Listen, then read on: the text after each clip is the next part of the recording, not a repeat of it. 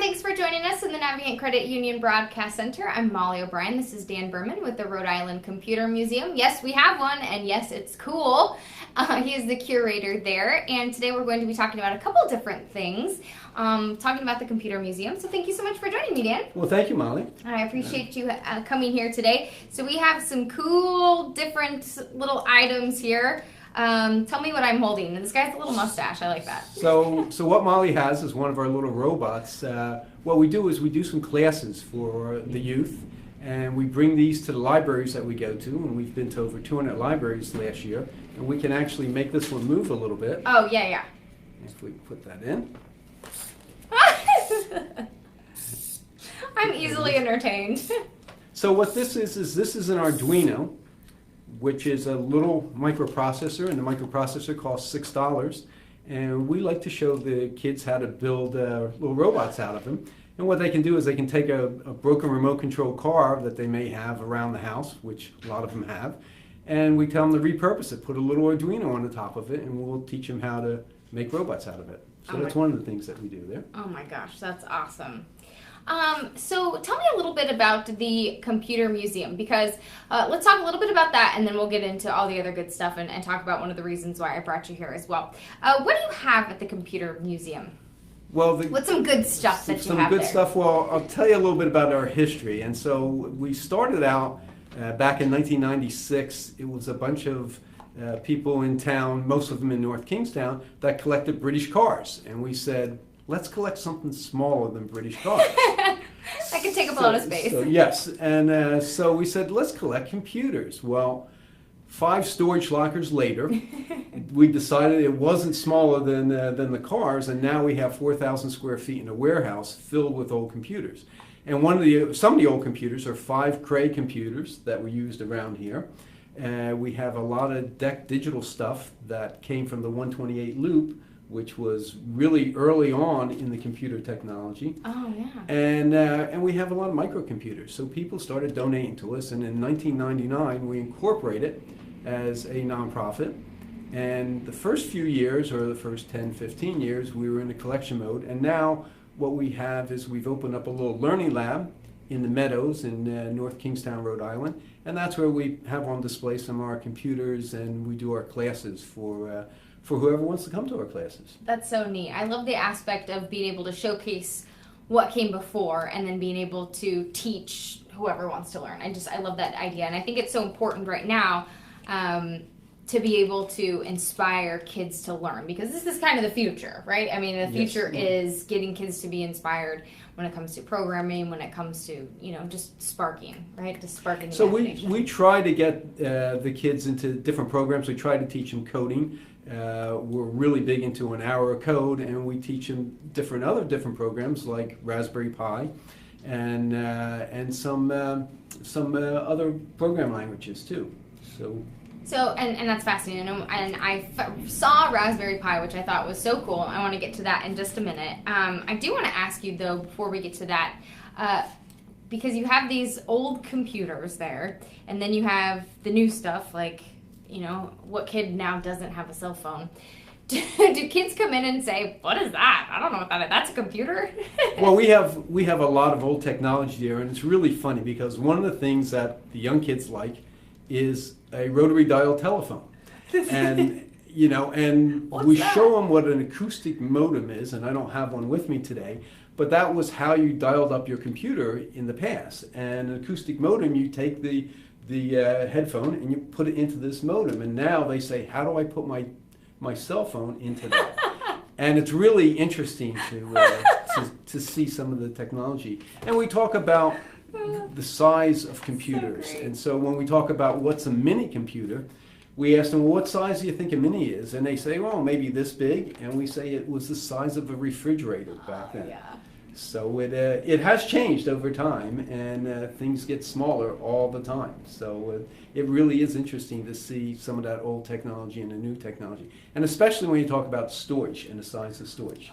Oh my goodness, yeah. So I even think about back, what was it, probably 60s when the computers took up the whole room. Yes, yeah. In the early days, the computers were the size of a huge room, and it really, they have been what is called is Moore's Law, and Moore's Law says that every 2 years things are going to, the size of, the capacity is going to double as far as memory in the computers, and it gets smaller. So now what was big then is tiny now, and the size of computers. So in my memory, and when my kids were small, back in the 80s, a computer would have 4 kilobytes of memory.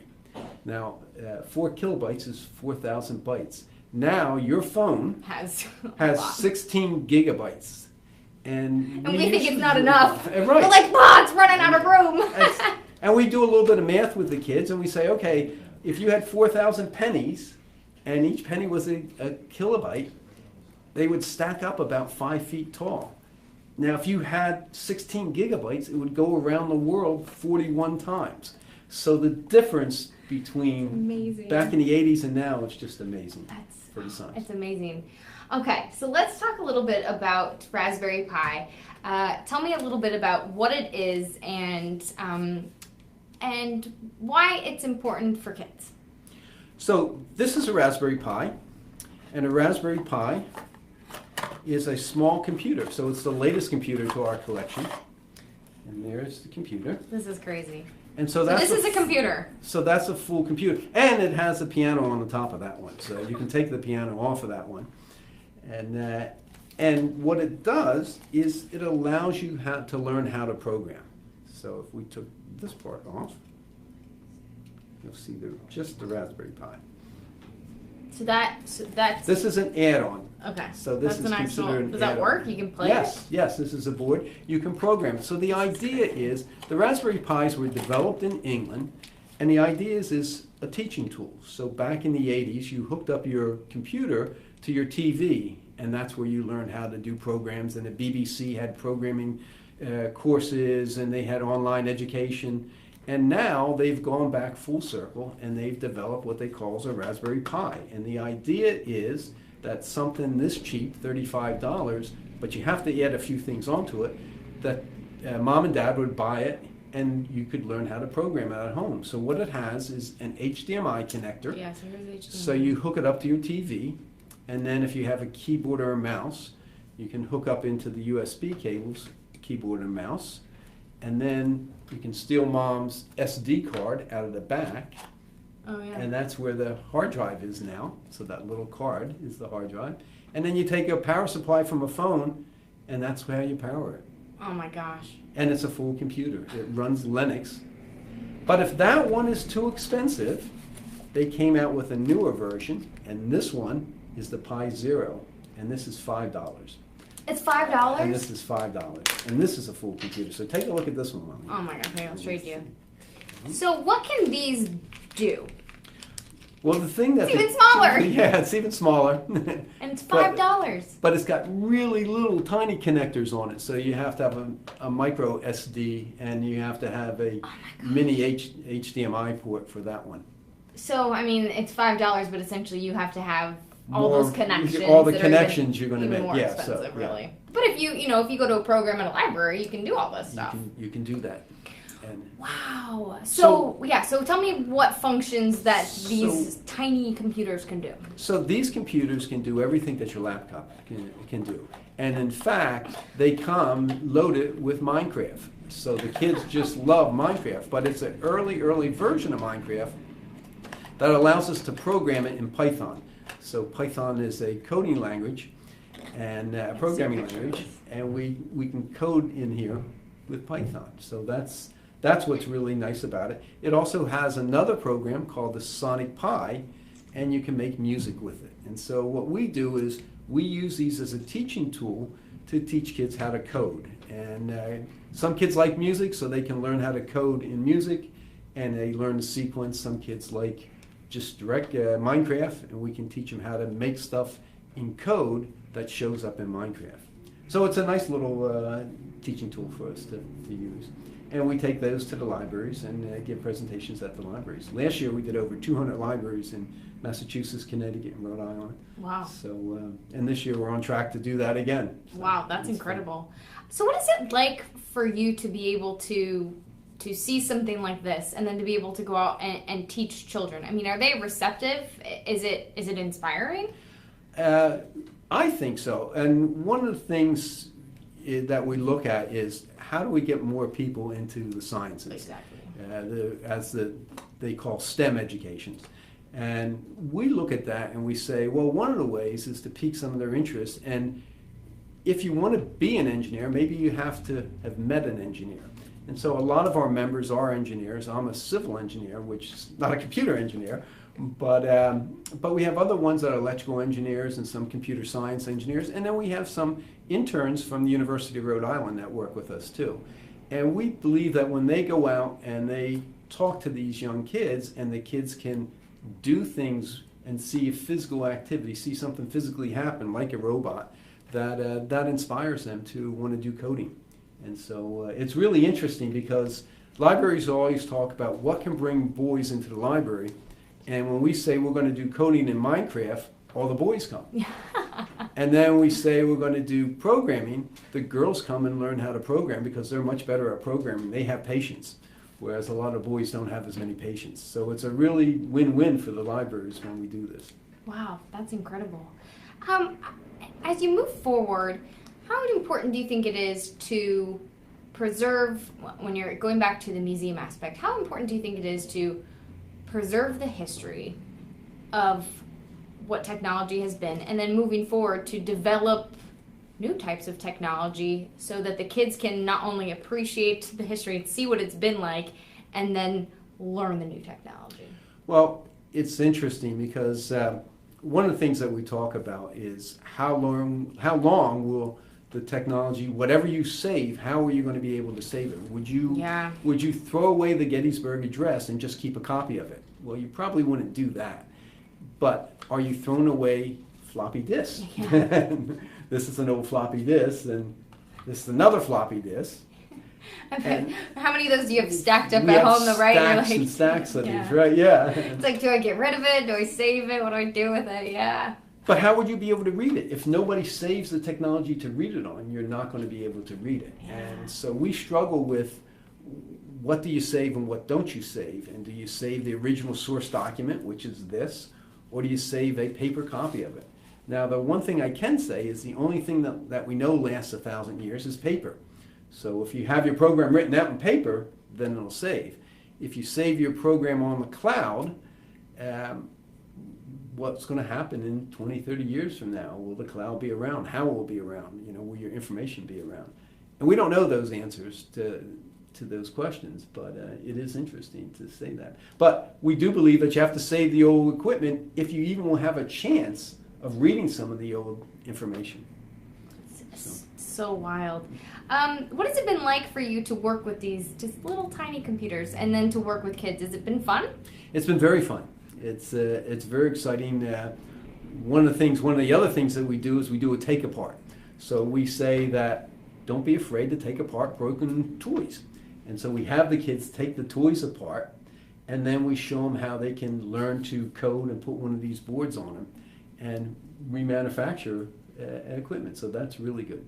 We have one other little thing that happens with our computers as we talk about history is that the movie companies have found us and they have been funding us to pay for our warehouse. So what happens is different movies come and say, do you have one of these? And we say, sure, we'll rent one of those out. So we've rented things out to Hidden Figures. Oh, no way, that's awesome. We rented an oscilloscope to them. We rented things out to King Kong, Skull Island. And the very first one that we rented out to was Mad Men.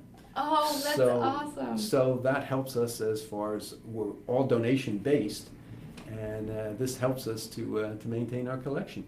That's incredible because you don't. I mean, yeah, when period-based films and TV shows, you need them. You need things in the right period, right? So most of them are now in the 80s, and one show that's all about computers is called *Halt and Catch Fire*, and they have been renting stuff from us for the past 4 years. And it's really interesting to see as they progress through the ages how they come back and rent more equipment. And I'm not talking little stuff, I'm talking big stuff too that they rent. So now we'll all have to go watch that show and be like, that computer's from Rhode Yeah, Island. that's right. That's right. That So computer's famous. so save your old computers, and they may show up in a movie sometime. And I imagine some of the stuff in here will eventually get to us sometime too. If That's right, we have the Philco, we have the typewriter. We have the love this cameras. stuff. And Yeah, we have the cameras. We have all that good stuff. Well, Dan, this has been such a pleasure to speak with you. I kind of am interested in just how many parents tag along to kind of see and fiddle around with this stuff with their kids, because I know there's probably a lot of moms and dads out there who are kind of like, ooh, how do they do that? Well, it's interesting because one of the other things that these little computers, the little Raspberry Pis, do is they have games. They have taken the old games and they've made the coding for the old games. So the minute we turn the old games on, Yeah. it's a fight between the parents and the kids as to who can play the game better.